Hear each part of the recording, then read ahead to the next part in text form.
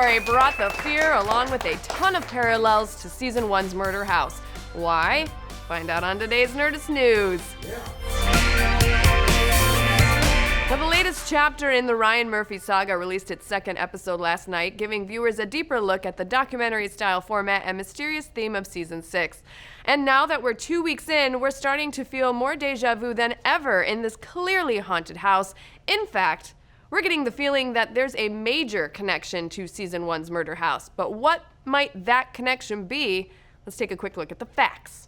Let's start at the very beginning, way back in My Roanoke Nightmares opening shots. We've got some huge parallels. Both seasons' opening credits feature trees viewed from below before cutting to a house, a big ol' murdery house that just so happens to draw in couples struggling to start their lives over after a particularly terrible incident. In Season 1, it was Ben's cheating and Vivian's miscarriage that sent the couple on the hunt for a fresh start. In Season 6, it was a particularly violent round of the knockout game that a rando played on Matt, as well as Shelby's subsequent miscarriage. These incidences caused both couples to start over in houses haunted by nightmare-inducing ghosts from the past. And as the episodes of Season 6 progress, the number of evil spirits just keep adding up. In Episode 1, on one of Dr. Cunningham's tapes, we saw an evil figure in the form of a man sporting a pig head wreaking havoc through the woods. Fans have speculated it might be Evan Peters donning the head, a reference to the actor's Season 1 character Tate, who terrorized the residents of the murder house as the Rubber Man.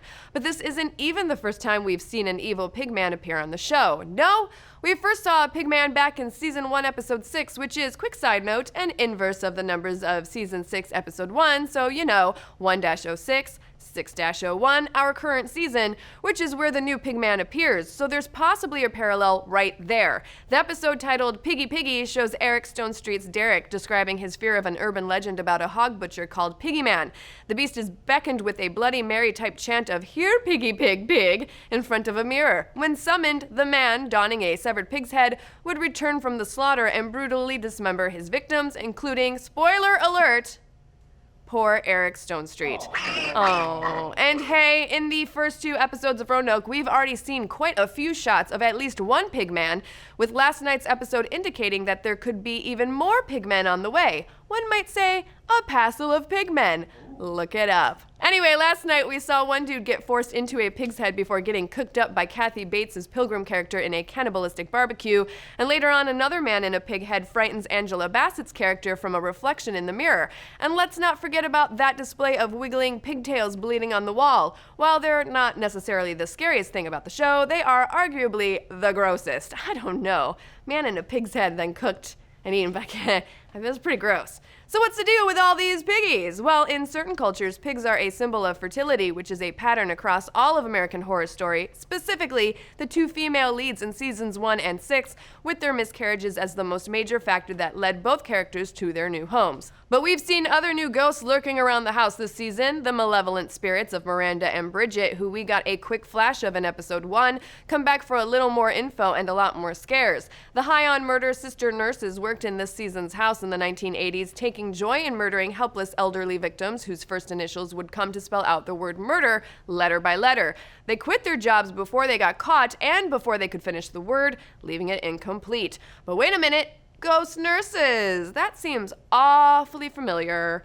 Where have we seen undead hospital workers before? That's right, Season 1, because boom, another parallel. Way back in Season 1, Murder House had its very own reign of nurses turned killer ghosts. In Episode 2, Maria and Gladys were victims of a serial killer called R. Franklin, leaving them to haunt Murder House. While not nearly as evil as Miranda and Bridget, the close-knit duo of female nurses from another time just adds to the parallels.